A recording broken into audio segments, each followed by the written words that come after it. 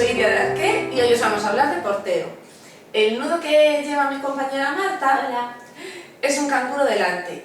La mayoría de las asesoras de porteo opinamos que el nudo canguro es el más óptimo a nivel ergonómico, tanto para un bebé, sobre todo si es pequeñito recién nacido, como también para el adulto.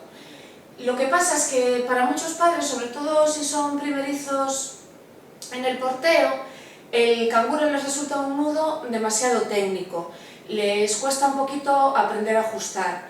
Entonces muchas veces para comenzar con el porteo, con el fular, empiezan con otro nudo que se llama cruz envolvente delante.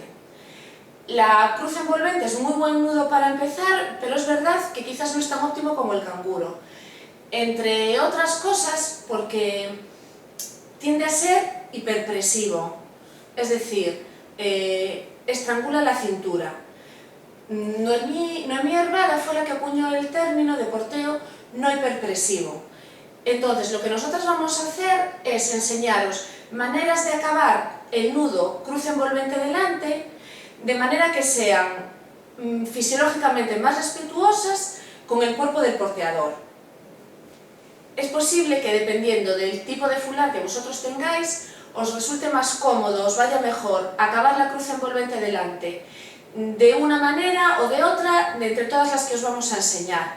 Es posible que tengáis un fular elástico de más o menos grosor, porque algunos son bastante gorditos, podéis tener un fular semielástico, podéis tener un fular tejido pero muy largo, una talla 5, una talla 6, o más corto, una talla 3, de más o menos gramaje, ¿vale? Más gordito o más fino.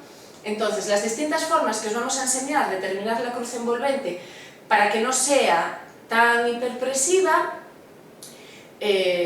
vosotros cogeréis la que mejor se adapte al tipo de fular que tenéis.